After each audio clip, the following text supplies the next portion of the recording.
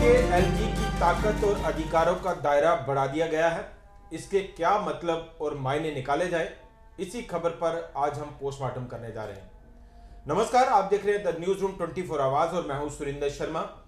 जम्मू कश्मीर में एक तरफ जहां चुनावों की अटकलें चल रही हैं, वहीं इस बीच एलजी के अधिकारों को बढ़ाना क्या संकेत माना जाए। खबर पर चर्चा के लिए हमारे साथ मेहमान हैं वरिष्ठ पत्रकार अशोक शर्मा जी और Pawan Sharma ji, the news room 24 आवाज के एडिटर इन चीफ। अशोक जी, आपसे इस चर्चा की शुरुआत करें। एक तरफ तो देखा जा रहा था कि अटकलें लगातार गर्म हो रही हैं कि जम्मू कश्मीर में विधानसभा चुनाव नजदीक हैं, तमाम सियासी दल अपनी अपनी चुनावी तैयारियों में जुटे हुए हैं, चुनाव आयोग तैयारियां कर रहा है, सुप्रीम कोर्ट की डेडलाइन है, प्रधानमंत्री ने कश्मीर में बयान दिया और इन सब के बीच अब एलजी की ताकत का दायरा बढ़ा देना, एलजी के अधिकारों का दायरा बढ़ा देना, क्या लगता है आपको कि ये क्या संकेत है या इसके क्या मतलब और मायने निकाले जाए? सुरेंद्र जी, एक सीधा संकेत जो मेरे को लग रहा है इससे ये है कि अब चुनाव हो जाएंगे और चुनाव के बाद सेंटर की क्या पावर्स रहेंगी, वो उन्होंने पावर्स जो सीधा शिफ्ट की हैं एलजी की तरफ। तो उसका मतलब यही है कि एलजी जो है वो देखेंगे कि कौन सी पावर्स उनको कितना यूज़ करना है और ठीक इसको वैसे ही बना दिया गया है जैसे दिल्ली जैसा। और दिल्ली में आप देखते ही रहते हैं कि दिल्ली में आए दिन इसी बात को लेकर विवाद होता है कि सीएम वहाँ के यही कहते रहते हैं कि भाई हमारी पावर्स जो हैं वो नहीं के बराबर हैं, एलजी आप मनमर्जी कर रहे हैं, एलजी जो चाहते हैं वही होता है, हमारी जो कोई भी डिमांड कोई भी चीज़ हम जो रिकमेंड करते हैं वो प्रॉपरली इम्प्लीमेंट नहीं होती। अब यहाँ प्रशासनिक अधिकारियों का तबादले जो हैं वो भी एलजी करेंगे। जब प्रशासनिक अधिकारियों के तबादले एलजी करेंगे, दैट मीन्स जो सरकार के पास क्या आप जानते ही हैं कि जो अधिकतर कार्य होते हैं वो प्रशासनिक अधिकारियों के माध्यम से ही होते हैं। जब अधिकारियों के माध्यम से होते हैं और अधिकारियों का सीधा एक डर जो रहता है वो रहता है कि इसकी रिपोर्ट सीएम से होके जाती है या उसके ट्रांसफर्स जो हैं वो उनको डर रहता है कि कहीं ऐसी जगह ऐसी कहीं ट्रांसफ़र ना हो जाएगी जिसकी वजह से उनका करियर स्पॉइल हो जाए। तो पर दूसरी तरफ हम देखें, ठीक है, उससे एलजी की तरफ से जाएगा या वहाँ से आएगा तो शायद आम आदमी को उससे कोई फ़र्क नहीं पड़ता, लेकिन जम्मू कश्मीर जैसे संवेदनशील क्षेत्र में कोई सीएम आता है और किसी भी प्रशासनिक अधिकारी को जहाँ चाहता है वहाँ से उठा के दूसरी जगह ले जाता है। हो सकता है उस प्रशासनिक अधिकारी का उस फील्ड में इंटरेस्ट ही ना हो, जहाँ उसको लगे कि भाई मेरे को इस फील्ड यहाँ जाने से मेरे लिए एक सज़ा है।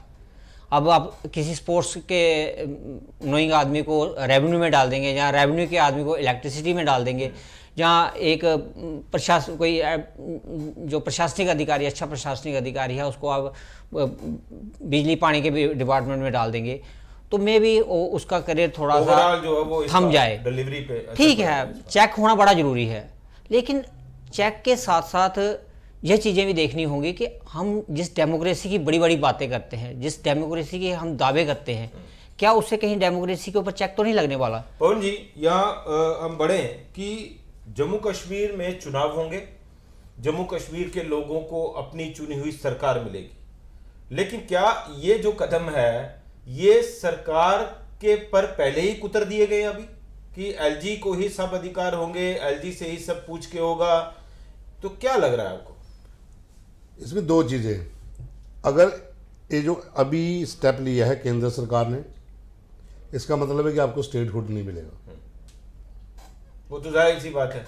जब आपने पावर्स दिल्ली के एलजी की तरह जम्मू के एलजी को दे दी, इसका मतलब कि स्टेटहुड वाला सपना अभी ठंडे बस्ते में और जो विपक्ष की डिमांड थी कि हमें राज्य का दर्जा मिलेगा और केंद्र सरकार भी कहती थी कि देंगे। वो अब देंगे, वो मिलेगा, अब ये लॉलीपॉप हो गया। देंगे कब देंगे पता वो छोड़ दीजिए। दूसरा आपका ये है कि चुनाव होंगे, विधानसभा चुनाव होंगे, कब होंगे मैं ये कह सकता हूँ कि उसमें अभी टाइम लगेगा, लेकिन पंचायत और नगर निगम के पहले हो सकते हैं।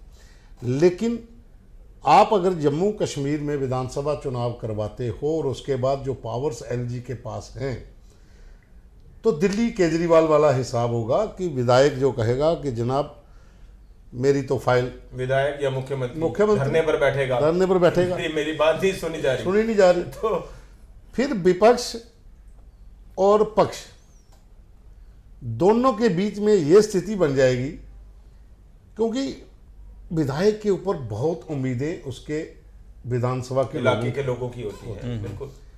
एमपी का दर्जा थोड़ा बड़ा हो जाता है, इतनी ही लोगों की उम्मीदें कम हो जाती हैं, क्योंकि मैं दावे से कह सकता हूं कि एमपी का जितना क्षेत्र है वहां पर जितने भी गांव आएंगे उन्होंने अपने एमपी को एक बार भी विजिट करते नहीं देखा होगा। लेकिन जो आपका 15-16 पंचायतों का या 2 ब्लॉक का एक एमएलए होगा, वो बाय नेम जानता होगा कि फलां गांव का फलाना बंदा। तो वो जब चीज़ें फाइलें अटकेंगी एलजी के पास, क्योंकि दिल्ली तो दिल्ली है, वहां पर एलजी की पावरें चल सकती हैं, ये आपका पिछड़ा हुआ इलाका है। मैंने पहले ही कहा कि जहां की भौगोलिक स्थिति जो है वो भिन्न है। एक चीज हो रहा है कि पिछले काफी समय से ये चर्चा बड़ी जोरों पर चल रही थी कि जम्मू कश्मीर में केंद्र सरकार जो करना चाहती है, अभी भी जो यहाँ का जो ब्यूरोक्रेटिक सेटअप है वो अपनी मनमानी कर रहा है, वो चीजों को ग्राउंड पर नहीं उतरने दे रहा। क्या ये उस चीज को थोड़ा कंट्रोल करने के लिए किया गया है, या फिर आप एक तरफ तो जम्मू कश्मीर में डेमोक्रेसी को मजबूत करने की बात कर रहे हैं, 3 टायर सिस्टम की बात कर रहे हैं, जम्मू कश्मीर के लोगों के नुमाइंदों को पावर्स देने की बात कर रहे हैं, दूसरी तरफ आप साइमल्टेनियसली एलजी की ताकत का दायरा बढ़ा रहे हैं। देखिए सर, इस समय जम्मू कश्मीर के लोग सभी जो हैं वो फील कर रहे हैं कि हम तानाशाही के शिकार हैं। अधिकारी जो चाहते हैं वो करते हैं, क्योंकि उनके ऊपर पूछने वाला कोई नहीं। क्या ये अधिकारियों के पर उतरे गए हैं या नहीं? आने वाली अधिकारियों के पर नहीं उतरे गए हैं, अधिकारियों को अधिक पावरें दी गई हैं। ये पहले ही तैयारी हो चुकी है कि आगे क्या करना है। मतलब आप जो आने वाला जो अगर आप चीफ मिनिस्टर बन जाता है तो आपको ऐसी ही सरकार मिलने वाली है जो इस समय है।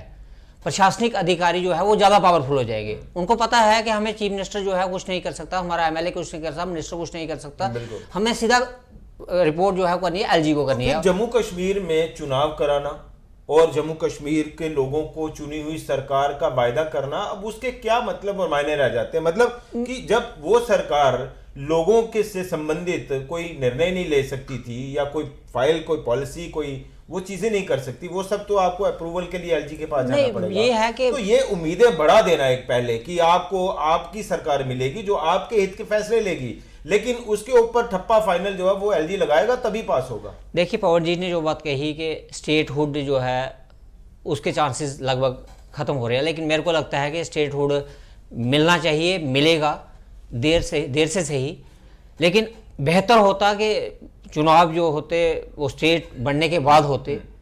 इतना मुश्किल भी नहीं है कि स्टेट मिल जाए हमें, क्योंकि एक बड़ी स्टेट रही है और स्टेट का काम अभी भी जिस तरीके से चल रहा है उसे हम स्टेट में सिर्फ नाम बदलने की ज़रूरत है। स्टेट बन जाती, गवर्नर साहब आ जाते, तो गवर्नर के पास भी तो पावर्स रहती हैं।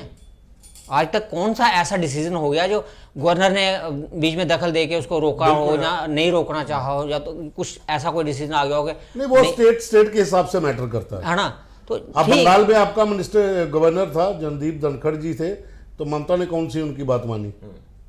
ये डिपेंड करता है कि उस स्टेट में स्थिति क्या है, वहां पर जो चीफ मिनिस्टर होगा वो कैसे वो लगे। लेकिन इसमें मैं एक चीज आपको बताता हूं, इसमें एक चीज अशोक जी ने जैसे पहले कहा, इसमें एक चीज और होगी। आपने पहले ही जम्मू कश्मीर में ब्यूरोक्रेसी जो है वो हावी है, बिल्कुल सही, लोगों के काम नहीं हो रहे हैं। आप किसी एसडीएम के ऑफिस में जाते हो, जहाँ आप डीसी ऑफिस जाते हो, जहाँ डिप काम के ऑफिस जाते हो, तो आपकी सुनवाई नहीं होती है। पवन जी मैं यहाँ पे थोड़ा सा, जैसे आपने कहा काम नहीं हो रहे, ऐसा नहीं है, काम हो रहे हैं लेकिन उनके तरीके से हो रहे हैं। हाँ, मतलब ठीक है। आप जो मैं सोच के गया हूँ वो नहीं हो रहा। आप मेरे को बताइए, जम्मू कश्मीर में आप जम्मू में जन्मे पले यहाँ हैं, यहाँ के हालात से वाकिफ़ हैं, जहाँ की भौगोलिक स्थिति से जानते हो, तभी को जानते हो, चुनाव को जानते हो। क्या यहाँ खनन होता है?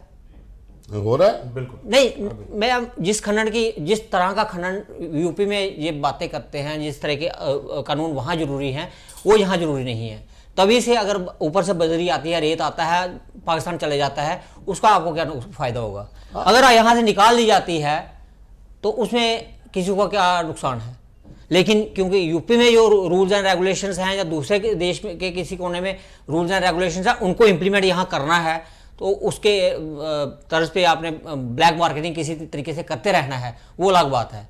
अदरवाइज खनन जिसे कहते हैं वो जम्मू कश्मीर में नहीं होता। जो आप खनन की बात कर रहे मतलब हो, मैं ये कह रहा हूँ कि कानून अगर हर आप जगह के कानून दूसरे राज्य में हटा इम्प्लीमेंट नहीं दीजिए, होते। इसके ऊपर जो स्टे लगा आप हटा दीजिए, फिर रेट नहीं बढ़ेंगे। बिल्कुल। तो ये अभी मतलब ये प्रशासनिक अधिकारी घर बैठे सोच रहे हाँ, ये हैं, स्टे उसके लगा जमीनी हुआ- हकीकत का पता नहीं है। मेरी बात, अभी स्टे लगा हुआ है, लेकिन उसके बावजूद भी तो कंस्ट्रक्शन हो रही है, Construction काम तो चल रहा है। लोगों को बिक रहा है, लेकिन उसका नुकसान लोगों को उठाना आम आदमी पड़ को हो रहा रहा है। एक 2000 रुपए की ट्रॉली रेट जो है वो 8000 10,000 में लेनी पड़ रही है, और वो भी चोरी से लेनी पड़ रही कोई है। चेक नहीं है, चोर- और उसमें कितने लोग उसमें पिस रहे हैं या किस तरह की ब्लैक मार्केटिंग हो रही है उससे आप वाकिफ हैं।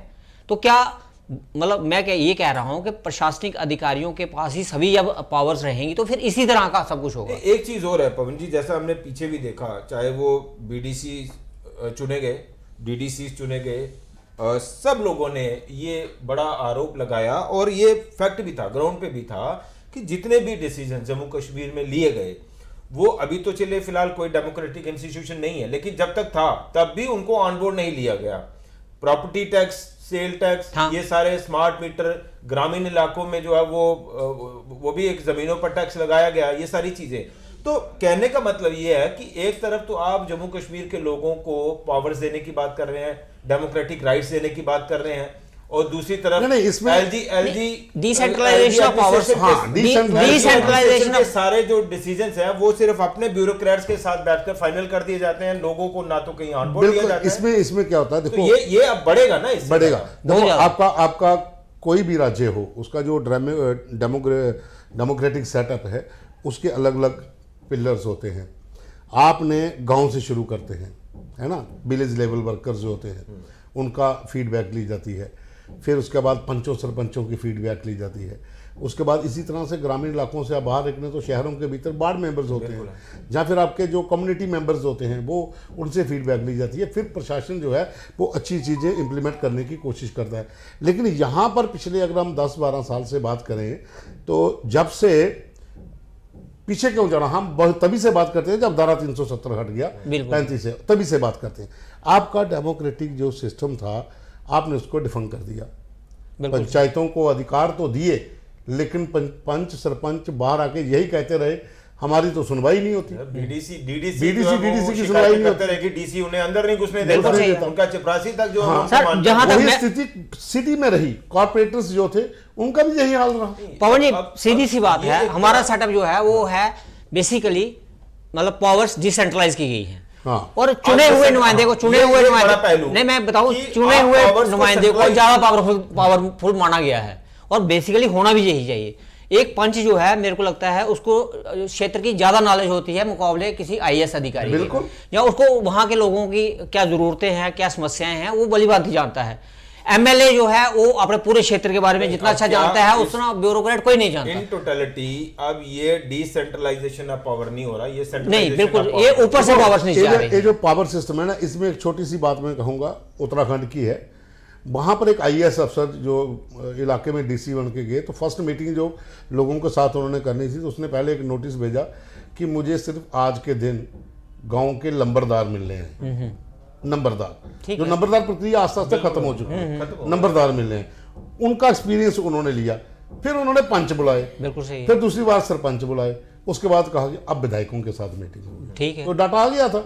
तो यहाँ पर वो डेमोक्रेटिक सेटअप आपको मजबूत करना पड़ेगा। आपको ग्रामीण इलाकों के साथ साथ शहरों में वो जो लोकल चुने हुए प्रतिनिधि हैं उनको पहले राइट्स देने पड़ेंगे, उनकी सुनवाई होगी तब जाकर। मैं जिक्र करूं अभी प्रधानमंत्री का कश्मीर दौरा, और उस दौरे के दौरान लोगों को ये भरोसा और विश्वास देना कि अब यहाँ आपकी सरकार आएगी, आप खुद उस सरकार को चुनेंगे जो आपके मसले मसाइल जो है वो हल करेगी। वो उस सरकार का वजूद क्या रहने वाला है? जिस तरह से आज आप उमर अब्दुल्ला का बयान देखें, उमर अब्दुल्ला ने सीधा तौर पर कहा कि अब ये रबर स्टैंप जो है वो जम्मू कश्मीर के लोगों को या मुख्यमंत्री को अपना चपरासी भी अपॉइंट करना पड़ेगा, तो सीधा एलजी से अप्रूवल लेना पड़ेगा। वो तो है। ये सरकार अब मिलेगी जम्मू कश्मीर के लोगों को अगर चुनाव होता है तो। नहीं, ये आप यहाँ पर क्यों बात कर रहे हो? दिल्ली में भी तो है, दिल्ली में भी तो है। अगर दिल्ली में गलत है ना, उसको कोई अच्छी चीज थोड़े है वो नहीं है। चीफ मिनिस्टर है और उसके पास पावर ही नहीं है कि मेरा डीजी कौन होगा या एडीजी कौन होगा। आपके पास ये पावर होगी, आपके पास एलजी साहब के पास उनका दायरा बढ़ा दिया गया है। तो मैंने जैसे पहले कहा कि आपने ये बढ़ाने के साथ 2 संकेत दे दिए कि चुनावों में देरी होगी स्टेटहुड जो है वो स्टेटहुड का वो मामला चुनावों में देरी मेरे को नहीं लगता कि वो होगी, क्योंकि सुप्रीम कोर्ट के उस पे इंटरेक्शंस हैं। चुनाव होने और सरकार बनने के बाद भी एलजी एडमिनिस्ट्रेशन यहाँ रहने वाली है और पूरी कमांड करने वाली है, ये तो साफ इंडिकेशन आ रहा है इस डिसीजन के बाद। ये तो है, देखिए नहीं ऐसा भी नहीं है, स्टेटहुड कैसे देंगे? ऐसी नहीं है। अगर आप स्टेटहुड देते हो तो मींस कि आपने यहाँ से एलजी का उनको फिर यहाँ तो गवर्नर होगा ना, नहीं एलजी की जरूरत ही नहीं होगी। देखिए सरकार जानती है जो परिणाम रहे हैं, जो वोटिंग हुई है, वो सबसे कहीं ना कहीं निराशा झलकी है लोगों की कि स्टेटहुड मतलब इतना बड़ा राज्य था उसको आपने ख़त्म कर दिया, यूटी बना दिया। यूटी मतलब यूटी से राज्य बनते हुए थे, हमने देखे थे, लेकिन राज्य से यूटी बन जाना ये मेरे को लगता है इतिहास में पहली बार हुआ है जम्मू इंडिया में। तो ये भी एक ऐसे समझ लो एक थोप दिया गया कि आप यूटी के काबिल हो, आप यूटी में रहोगे। तो वो एक नागरिक को लगता है कि मैं ठगा गया हूँ। अब इसमें एक बात और ऊपर से आपको अब इसमें एक बात और जुड़ गई कि आप सरकार तो चुनोगे लेकिन सरकार के पर नहीं होंगे, ये हुआ ना वो खुद निर्णय ले पाए। अब ये हुआ पावर्स, पहले हमारी डिसेंट्रलाइजेशन ऑफ पावर्स है। हमारी जो बेसिकली हमारी लोकतंत्र की सबसे बड़ी पावर यही है कि हमारे नुमाइंदे हम लोग जो हैं अपनी डिसीजन स्वयं लेते हैं। हम कैसे लेते हैं वो हम पंच को बताते हैं, पंच ऊपर चलाते हैं। तो वो अब ये लेकिन होगा ऊपर से आएगा, डीसी कहेगा आपने ऐसे करना है। अशोक जी, अब ये फैसला आने के बाद आपको क्या लगता है कि लोगों में इलेक्शंस को लेकर और अपनी चुनी हुई सरकार को लेकर कितना उत्साह रह जाएगा? उत्साह देखिए अब तो एक मैं तो कहता हूँ आम आदमी का उत्साह तो वैसा रहेगा, लेकिन आम आदमी जो है वो उसके जो राजनेता हैं उनके पास एक बहाना मिल जाएगा। पॉलिटिशियन में कितना उत्साह रह जाएगा? पॉलिटिशियन जो मुख्यमंत्री बनेगा सर उसका उत्साह कितना रह जाएगा? कि वो तो प्रोटोकॉल में बड़ा नीचे है, अंदर से उनको पता है कि हमारी पावर्स क्या है। एलजी एडवाइजर से भी नीचे आएगा मेरे ख्याल। लेकिन कह तो रहे ना सभी की चुनाव करवाइए, आप चुनाव क्यों नहीं करवा रहे? नहीं चुनाव तो होने चाहिए, चुनाव लोकतंत्र में चुनाव नहीं होंगे तो ये तो अभी इन्होंने कहा ना कि हमने दायरा बढ़ा दिया है, उनको क्षेत्रफल बढ़ा दिया, ट्रांसफर होगी, नोक जो भी होगा अब उनके अधीन होगा। लेकिन विपक्ष तो डिमांड करता आ रहा है ना कि चुनाव करवाइए। विपक्ष को पहले भी पता था कि जब हम मुख्यमंत्री बन जाएंगे, अगर हमारी साइड से कोई बनता है तो ओवरऑल इंचार्ज तो हमारा एलजी ही रहेगा। वो तो पहले ही उनको क्लियर, आज बयानबाजी जो मर्जी करें। लेकिन एक बात जरूर है कि जम्मू कश्मीर की जो भौगोलिक स्थिति है और जो जहाँ पर इस समय डेमोग्राफी की बात, अगर जो एक पूरा सिस्टम जो कह रहा था, एक इकोसिस्टम जो पिछला चलता आया था, ठीक है ना, वो एक जगह फैक्टर नहीं है इकोसिस्टम का। वो आपको अलग अलग जगह दिखेगा, आपको सेक्रेटरीट के अंदर अलग से दिखेगा, आपको अदर डिपार्टमेंट्स के अंदर अलग से दिखेगा, और आपको पॉलिटिकल इकोसिस्टम अलग से दिखेगा। अब उसके ऊपर ये प्रहार हुआ है। नहीं पवनी, अगर हम इसको थोड़ा पॉजिटिव वे में लें, अगर हम पॉजिटिव वे की बात अगर हम थोड़ा इस तरीके से लें, मैं पॉजिटिव वे की बात नहीं थोड़ा ये बार बार कहा जाता रहा कि जम्मू कश्मीर में सरकार जो करना चाहती है यहाँ का एक इकोसिस्टम जो माइंडसेट, ब्यूरोक्रेटिक माइंडसेट है वो नहीं होने दे रहा। क्या ये उसके ऊपर चोट है? उसको कंट्रोल करने की बात है? देखो उसमें एक चीज और भी हो गई थी साथ में, आपको पता जब जम्मू कश्मीर को AGM कैडर में डाल दिया था, वो उसी समय क्लियर हो गया था कि अब वो इकोसिस्टम के ऊपर प्रहार हो चुका। नहीं अगर हम इस तरीके से लें कि अगर एलजी के पास पावर्स रहती हैं, जैसे जम्मू कश्मीर में अक्सर कश्मीर वाले कहते हैं जम्मू वालों को ये सब कुछ मिल गया, जम्मू वाले कहते हैं उनको सब कुछ मिल गया, तो भेदभाव की राजनीति को लेकर बहुत बड़ी बड़ी बातें होती हैं, प्रदर्शन होते हैं, कोई लिस्ट निकलती है तो उसमें जम्मू वालों को ज़्यादा दे दिया, कश्मीर वालों को कम दे दिया। तो एक एलजी ऊपर एक न्यूट्रल आदमी रहेगा। तो क्या आपको लगता है अशोक जी अभी तक कश्मीर सेंट्रिक पॉलिटिक्स कम हो गई? नहीं, या अपीलमेंट टू कश्मीर कम हो गई? नहीं, अपीलमेंट टू वो नहीं हुई है, वो खत्म नहीं होगी या ना होने वाली है, क्योंकि इनकी मानसिकता कुछ ऐसी है कि उनको लगता है कि कश्मीर को देते रहो तो सब कुछ ठीक है, जम्मू वाले फॉर ग्रांटेड हैं, नहीं भी दो तो चल जाएगा, कोई बात नहीं, बोलने वाला कोई नहीं है। लेकिन ये ज्यादा देर चलने वाला नहीं है। किसी को भी आप फॉर ग्रांटेड लेंगे उसका जो परिणाम अच्छा नहीं होता कभी भी।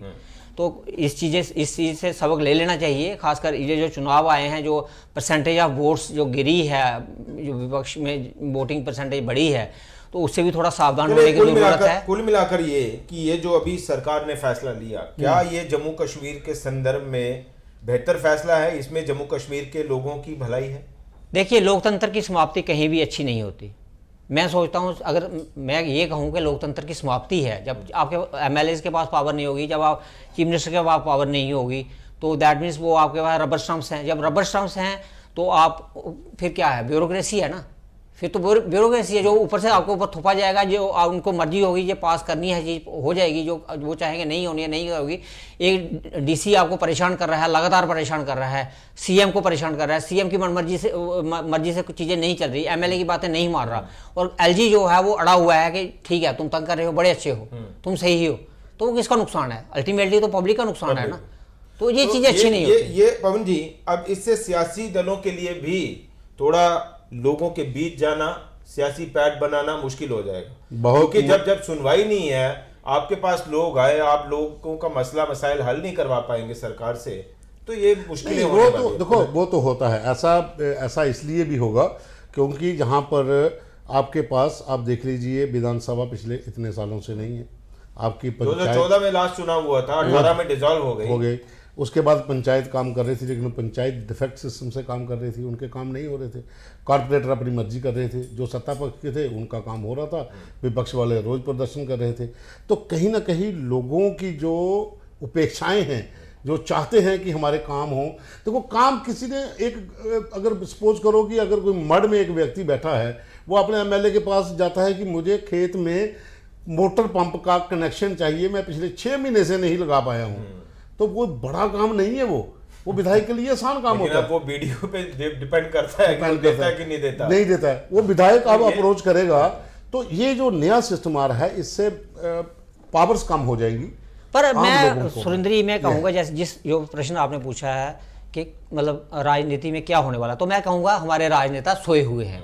जो जिस चीज़ को लेके आपको तकलीफ हुई, मेरे को तकलीफ हुई, इनको तकलीफ हुई, हम बात कर रहे हैं, डिबेट कर रहे हैं, तो क्या ये बात आज हमारी सड़कों में नहीं आ जानी चाहिए थी? हमारे राजनेता अगर इतने सक्रिय होते, इतनी पार्टी उनको अगर लगता कि हमारे हकों के साथ गलत हुआ है, तो वो क्यों नहीं बोल रहे?